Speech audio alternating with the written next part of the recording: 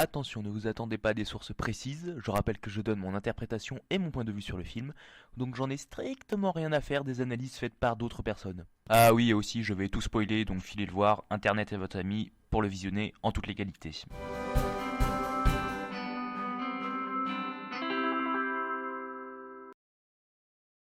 Salut à toutes et à tous, c'est Moss, et bienvenue dans cette vidéo sur Vice Versa, et oui j'ai un an de retard, et oui je vous emmerde.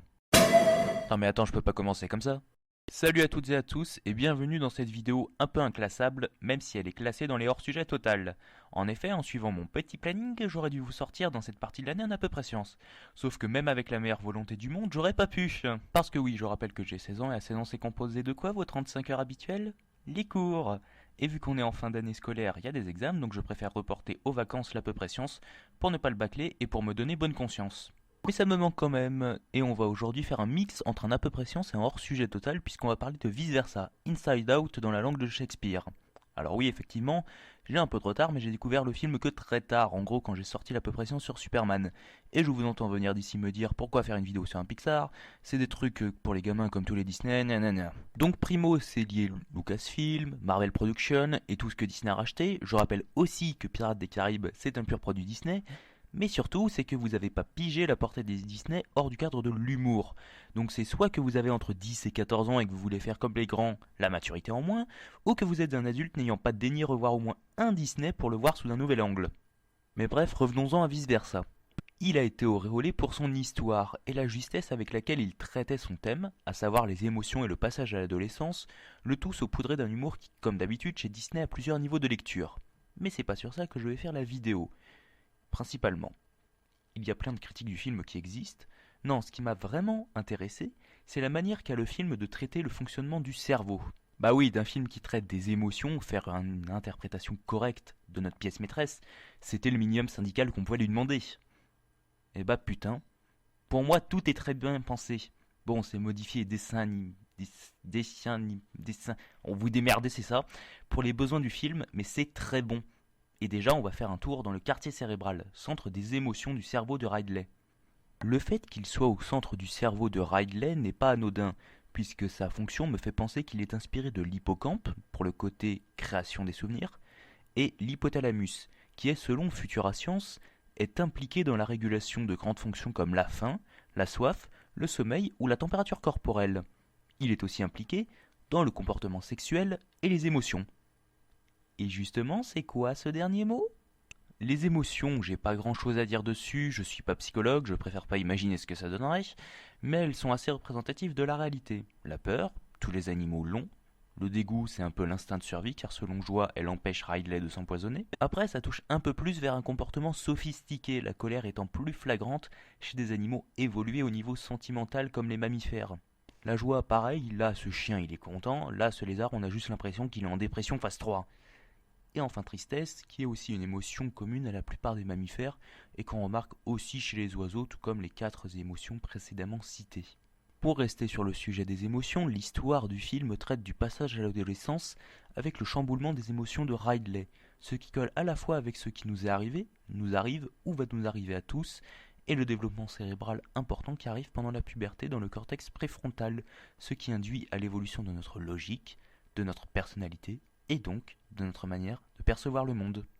Ce qui a aussi été très bien compris par l'équipe du film, c'est le fait que le cerveau se renouvelle constamment, avec d'abord tout ce qui concerne l'imagination. En effet, tout ce qui a compté pendant son enfance s'efface progressivement pour laisser place à une personnalité plus mature, celle de quelqu'un qui fait face à la réalité de notre monde. Donc pas de maison en château de cartes ou de forêt de frites, mais des attentes plus basiques, comme trouver l'amour par exemple. Le concept de renouvellement de la mémoire se voit aussi dans la gestion de la mémoire à long terme, représentée par des putains de biblios de milliers de kilomètres. Et c'est dans ces biblios que sont stockés les souvenirs créés par le quartier cérébral. Souvenirs bien pensés eux aussi. En effet, dans cette scène, on peut voir des souvenirs colorés et d'autres souvenirs comme ça, grisâtres. Et c'est à peu près comme dans le vrai monde, puisqu'un souvenir ou un trajet de neurones fréquemment utilisé sera développé par le cerveau. C'est ce principe qui vous a permis d'apprendre à tenir un objet ou à marcher, alors qu'au contraire, les leçons de piano plus utilisées depuis des années, ça s'est progressivement effacé du circuit et il n'y a que le plus important, en l'occurrence, La lettre à Élise et au clair de la lune. qui est conservé, le reste finissant par être envoyé aux oubliettes. je vais quitter le domaine des souvenirs et des sentiments, j'y reviendrai plus tard, je vais plus partir sur la manière dont Pixar adaptait à sa sauce l'anatomie du cerveau. Bon, les émotions sont au centre du film, donc le mix hypothalamus-hippocampe représenté par le quartier cérébral qui est au milieu du paysage, c'est pas choquant, c'est dans le deal du film. Après, la mémoire à long terme, elle est donc représentée comme une bibliothèque et je trouve que ça va parfaitement dans le sens de ce qui est la mémoire à long terme. Des souvenirs stockés de façon durable avec un espace disponible quasiment infini. Juste comme ça, notre disque dur peut emmagasiner, selon un article de fin janvier, un pétaoctet, soit ce nombre d'octets. En comparaison, j'ai ça d'espace libre sur mon ordi.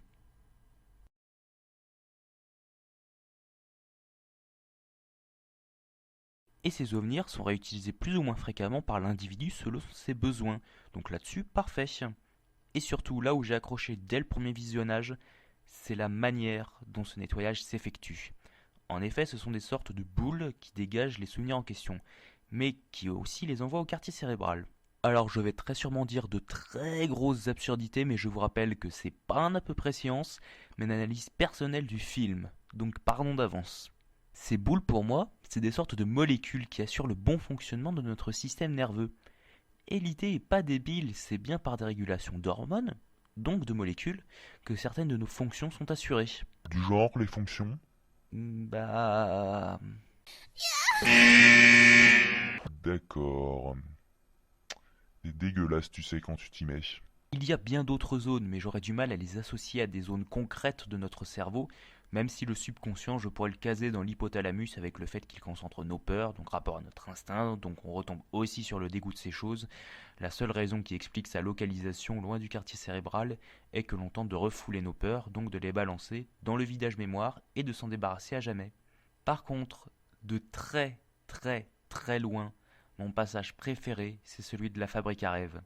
Pourquoi ? Parce que j'y ai retrouvé tout ce que je connaissais sur le sujet. Déjà sur le fait que nos rêves se basent sur des expériences de la journée, ou que si vous avez rien foutu, on ira piocher dans le reste de la mémoire à long terme, mais surtout que nos rêves ne sont définis qu'en fonction de notre vécu et de notre personnalité.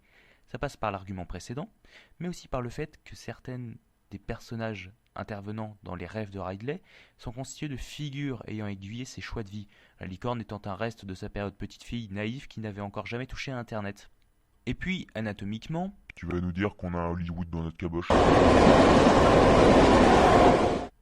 donc anatomiquement, je pense qu'ils n'y ont pas forcément fait gaffe, mais la logique que je vais mettre dans les émotions est bien distincte des rêves, plus ou moins comme dans la vraie vie.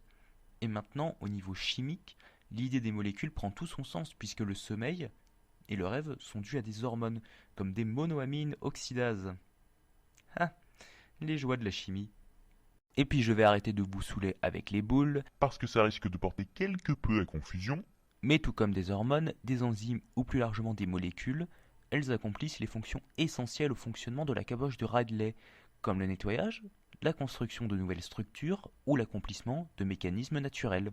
Bon, par contre, le coup de l'endormissement 3 secondes et du sommeil paradoxal 3 secondes plus tard, là, non, désolé, faut arrêter de nous prendre pour des cons et faut surtout arrêter la drogue, s'il vous plaît. La drogue, c'est mal. J'avais dit que je reviendrais sur les émotions, eh bien on y retourne en guise de conclusion, parce que si vous ne le saviez pas, ils ont fait appel à un psychologue pour bien faire les choses. Parce qu'au-delà de toutes les considérations scientifiques qu'on peut faire, c'est un film qui est profondément bien pensé sur comment nous percevons le monde et comment notre personnalité se conçoit. Ce qui en soi en fait plus un film pour tout le monde qu'un film pour les gamins, puisqu'il arrive à matérialiser des sentiments et des concepts abstraits ou tordus afin de mieux les appréhender. Et ça c'est beau putain.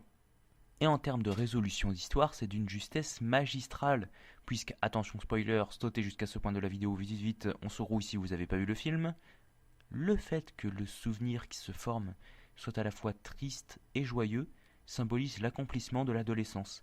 Ridley est sorti de l'enfance, âge manichéen où les émotions sont pures et distinctes, les unes des autres, pour comprendre que... Dans le monde, il n'y a pas d'un côté les bons et de l'autre les mange-morts, il y a une part de lumière et d'ombre en chacun de nous. Mais bon, j'étais censé parler un peu de science et vous avez pu voir que malgré le côté dessin animé, le film explique super bien son propos tout en prenant en compte des éléments fondamentaux de notre belle pièce maîtresse. Bref, pour moi, ce film est génial, c'est mon Man of Steel des Disney et le regarder est tout sauf une perte de temps. C'est une histoire avec une grande profondeur. Voilà, cette vidéo touche à sa fin, merci de l'avoir suivi jusqu'au bout. Si ça vous a plu, vous pouvez aimer la vidéo, laisser un commentaire. Vous avez aussi la possibilité de vous abonner et n'oubliez pas que si vous le voulez, vous pouvez bien entendu partager la vidéo. Ça permet à la chaîne de gagner de la visibilité. Et sur ce, à la prochaine.